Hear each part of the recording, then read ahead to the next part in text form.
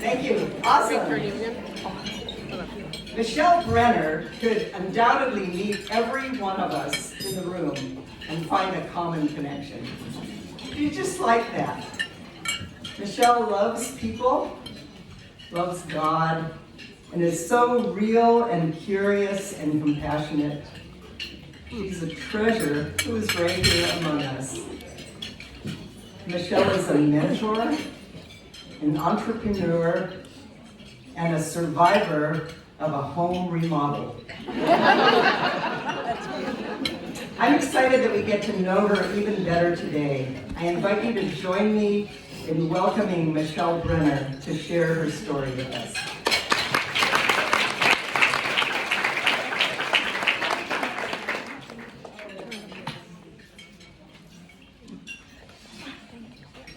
Okay, this is unplanned part of the story. I'm sitting at the table looking at.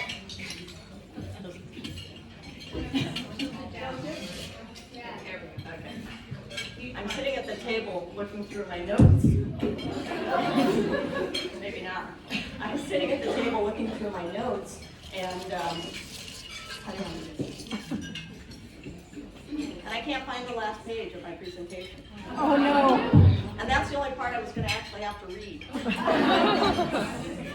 And I come up here to see just what the podium was and how the paper was, and guess where it was? Right here.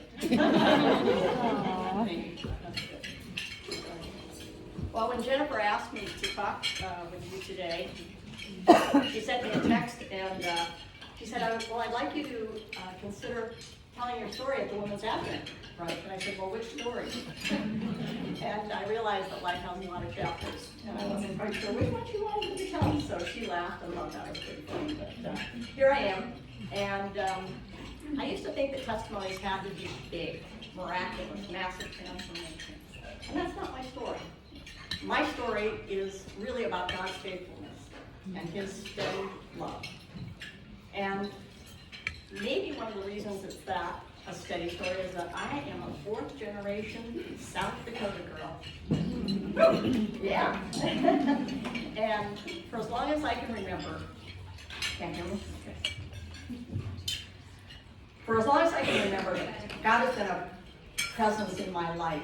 And it's probably because I am a fourth generation South Dakota girl. My grandmother actually lived upstairs above the general store that her family owned. So we're talking a little house on the prairie here in the Florida. My parents grew up on farms during the Great Depression. Their first homes had no electricity and no indoor plumbing. They were heated by a big wood-burning stove. And I seem to remember some stories about wood and cow chips, but we'll save that for another time. My dad told me a story about when one of his younger sisters was born. Her crib was the top drawer of her parents' dresser. So life on the prairie was very different than the life that I've grown up with. The generations before me were God-fearing, Bible-believing immigrants who chose to build their lives in the heartland. They were deeply committed to living godly lives, but their understanding about that was a bit different. It included a lot of very strict rules about acceptable behavior. There's plenty of hellfire and brimstone rhetoric around. But the people who made a difference in my life, that made the biggest impact, were the people who told me that Jesus loved me.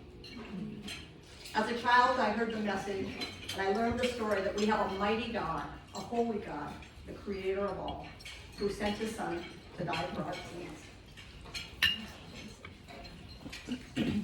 Another important part of my growing up was my Baptist heritage. And in the Baptist world, hymns are important. And though my vocal skills are frighteningly limited, I did love the song, Great is Thy Faithfulness. Great is Thy faithfulness, Lord, unto me. Morning by morning, new mercies I see. Thine own dear presence to cheer and to guide, strength for today, and bright hope for tomorrow. In Luke's account of Jesus' birth story, he includes Mary's song of praise, which actually inspired my stories about South Dakota. It goes like this. God shows mercy from generation to generation to all who revere Him. His mighty arm has done great things. And I'm a beneficiary of both His mercy and His mighty arm. Another part about my childhood that may have made a big difference in my life experience is I was part of family business. My father built a company of hair salons and cosmetology schools. And after I finished cosmetology school, I planned to go to college in the fall. That had kind of always been my expectation. But then an opportunity came up to apprentice under a master European hair designer. And so that would have delayed college another year. And I was really wrestling with that. Do I do the apprenticeship? Do I do the college thing? And my dad gave me some wise advice. He said, well, Michelle, the university will still be there in a year. The apprenticeship probably won't. And he was right. It wouldn't have been there a year later, and the university was.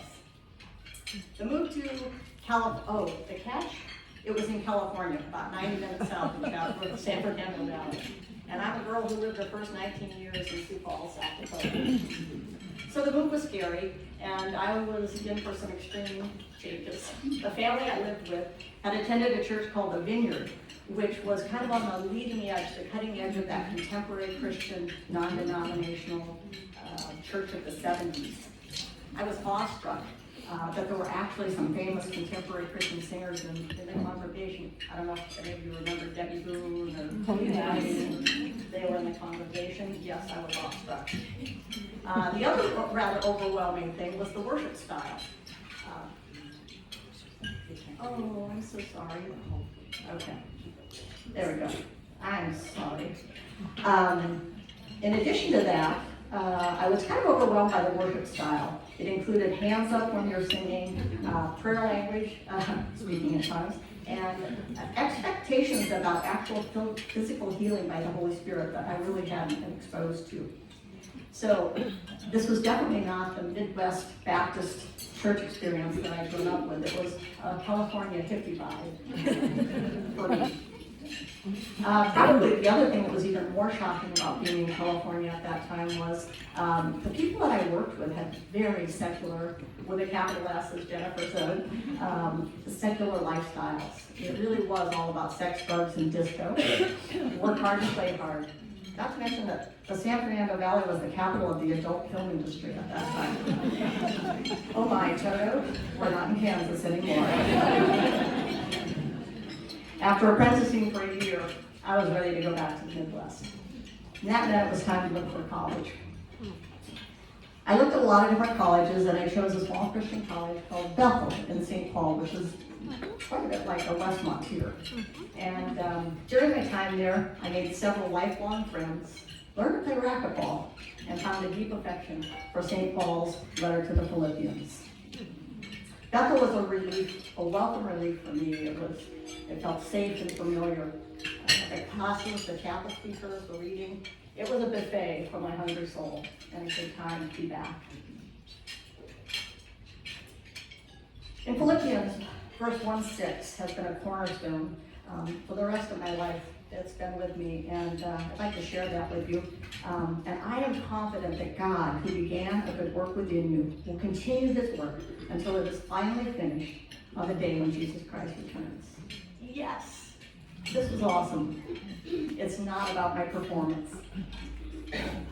God loved me and wanted to be in relationship with me, and He wasn't going to give up on me. Well, as we've all heard, life happens when you're busy planning other things. I transferred to the University of Minnesota, finished my college degree in organizational communications. I joined the family business, opened a hair salon in Minneapolis, met a man, got married, moved to Salt Lake City. Not a good match for me. And landed here in beautiful Santa Barbara. A few years went by, we had a miscarriage, we had 2 kids. They went to college, they graduated from college, and our daughter got married in 2020, yes, COVID, here at the Lily Pond. That was fast, I might want to wrap me. Anyway, those are some pretty special milestones, and I'm glad I didn't miss them because I could have.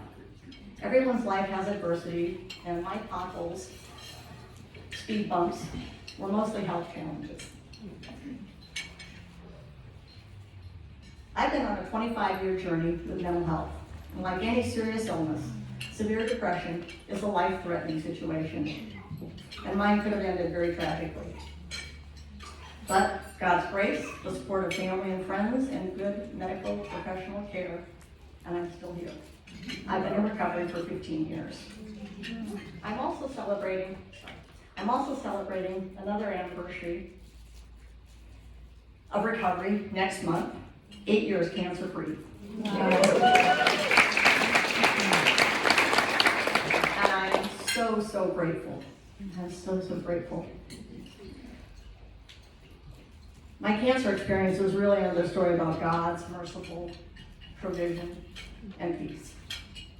I'm very wimpy when it comes to medical things, and I was very relieved when somehow the resilience kind of came back and got me through. Well, we know who did that. On one of the more memorable occasions, a few days after I had had reconstructive surgery following a bilateral mastectomy about 6 weeks earlier, my dear friend Maribel was in the neighborhood and just sort of spontaneously decided to stop by and check in on me. As we were talking, I felt a sudden intense pain. I actually thought I was maybe having a stroke or a heart attack. If I'd been home alone, it would have been all I could do to call 911, if I could have done that. Maribel being there changed everything, and it was just the beginning of God's merciful care for that day. First, she called Mark, my husband, and he raced home from the office. She also called my doctor, who said to meet him at his office across from the hospital and not to go to the emergency room. She stayed with me until Mark arrived. They gently loaded me into the car and raced off to Dr. Scooter's office. We pulled into the parking lot. He came out of his office to see what was going on. He said, I'm admitting you directly. Go across the street. Well, there was a lot we didn't know about what was going on at that time. A procedure had been canceled at Cottage Hospital that morning, and there was an available surgical suite and my doctor available at the same time. If you know the medical world, you know that that was an act of God. Within 2 hours of the vein rupturing and the bleeding into my shoulder, I was in surgery with my surgeon at Cottage Hospital. Wow. I am so thankful for that divine appointment. Once again, God was going before me and beside me. Great is thy faithfulness, Lord, unto me.